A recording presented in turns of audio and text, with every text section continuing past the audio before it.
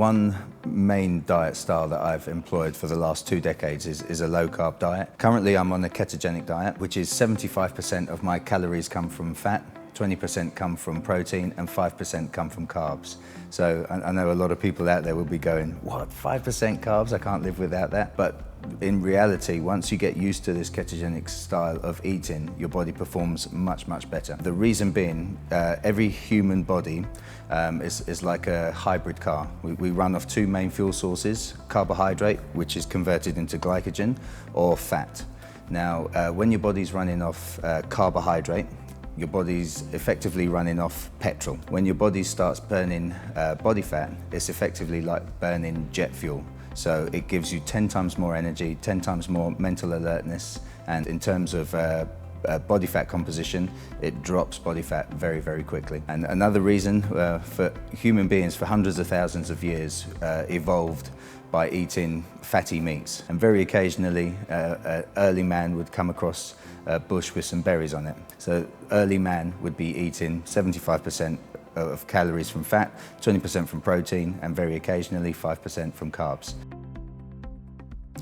Well, when I'm in Sainsbury's or Waitrose, I have to use all my willpower to walk past the bakery section, walk past all the donuts, and I head towards things like cheeses. So I'll be eating lots of feta cheese, halloumi, also meats, but the fattier types of meats, so things like chicken thighs, bits of lamb, pork, beef as well, but the full fat beef. And when it comes to vegetables, that's a little bit more limited.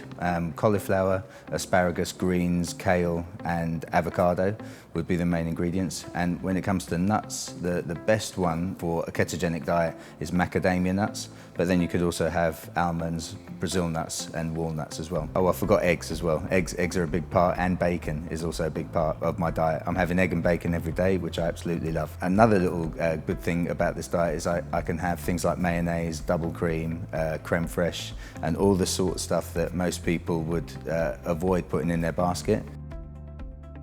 One thing that I've seen a lot of people do is avoid fat. Now, there's a myth which is fat makes you fat, and this was the fault of the FDA in America in the 70s. They did one study, and they did it on cancer patients, and it was completely flawed and inaccurate, but they surmised from that study that fat made the cancer patients fat, and they used that information to launch a massive marketing campaign across the globe saying, fat makes you fat, take fat out of food.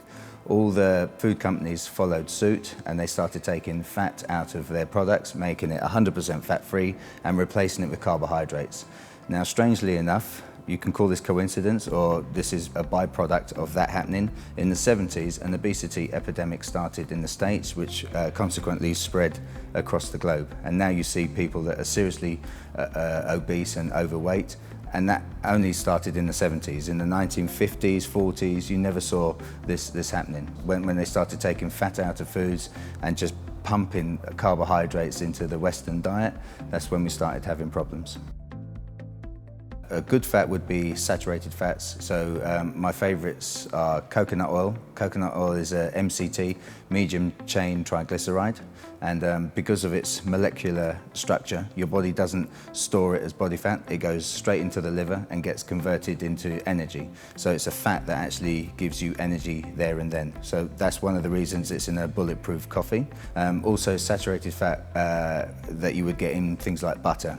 It's common knowledge that a diet that is low in saturated fat is a diet that is low in testosterone. So if you don't have saturated fat in your diet, your testosterone levels will be low. And testosterone is a wonderful hormone for men and for women. Women should not be afraid of having a testosterone-rich diet because it keeps body fat low and also keeps lean muscle mass on the high side. To begin with, there'll be more protein and carbohydrate and not so much fat in the start of a prep. And the reason being, when you have protein and carbohydrate together as the 2 dominant macro sources in your daily calories, that helps you build lean muscle mass. So the glycogen from the converted carbohydrate will fill up the muscles, and of course the protein will be the building blocks for those muscles as well. Now, when it comes to stripping back, at that stage you've built the muscle, so you've got the muscle size, you've got the muscle density, then you want to start stripping back the body fat. So the macro ratio would change, and then, like I've mentioned to you before, fat makes you thin. It does not make you fat. So the fat starts to go up, and consequently, as your fat intake goes up, your body fat levels drop. Okay, so that's obviously towards the later stages of the prep.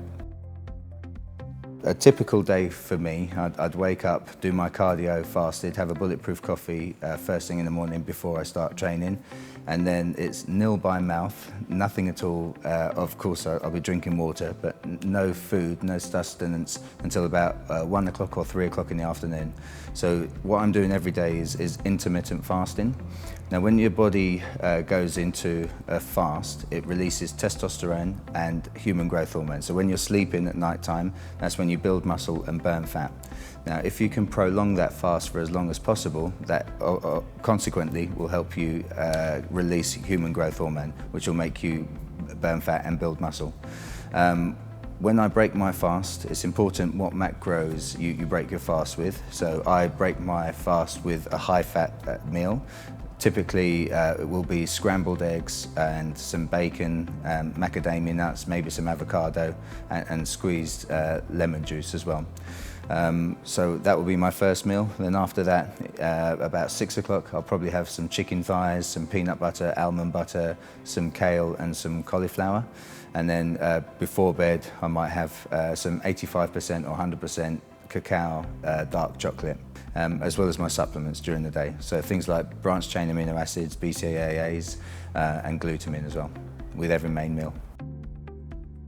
Yes, as I mentioned to you before, I like to do my cardio fasted in the morning, and the reason I do it fasted is when you wake up in the morning, if you give yourself some carbohydrate, your body will turn that carbohydrate into glycogen and store it in the muscles. Now, if you're doing cardio, every muscle that you've got on your body is like a little petrol tank, and you fill that up with glycogen. So if you're doing cardio, your glycogen levels will slowly deplete, and sometimes even before you're anywhere near to dropping that glycogen, you're stopping your cardio, so you're not going to be burning fat. Now, if you wake up in the morning and don't have any carbohydrates, your petrol tank of glycogen is going to run out very quickly because you haven't eaten any food. So your body will have no choice but to stop burning glycogen and start burning body fat. So it tucks into those fat reserves a lot easier. Once a week, for my sanity and also to help spark my metabolism again, I'll have a cheat window. So some weeks I'll have a pizza. My last cheat meal I was eating Love Hearts. You know, Love Hearts that kids used to eat when they were young. Love Hearts or some Haribo. Yeah, basically anything sweet and delicious that I can get my hands on. But I try not to overdo it. As I mentioned to you, our body is like a hybrid car. If you have too much of a cheat, if you have a cheat day, for example, you're going to fill up all these muscles with glycogen, and once that petrol tank is filled with glycogen, your body will start turning some of that extra calories into body fat. So it's important not to overdo it on a cheat day. So that's why I say to people, have a cheat window, like 2 to 3 hours where you eat whatever you want and you're very unlikely to spill over. When your body sends the hunger signals to the brain, it's basically telling your brain that you've got an empty stomach and you would like food. It's not necessary. Your body can survive for days without food. It's only water that we need regular input. So you don't have to eat for days on end and you will survive quite well. So if you're at a petrol garage, and I've said this to many of my clients, they say, oh, I couldn't find anything to eat, so I had to eat a McDonald's. It's like, nah, you didn't need to eat a McDonald's, you wanted a McDonald's. Yeah, so you don't have to eat on cue. And also one thing to note as well is that when you are getting those hunger pangs and those signals are being sent to the brain, your body at that stage is burning fat. Because literally your stomach is saying, give me food, give me food. Your brain is saying, I don't have any food. Okay, let's start burning some fat for energy. So it's an important note to make. If you can feel that hunger feeling, it's a good thing, it's not a bad thing.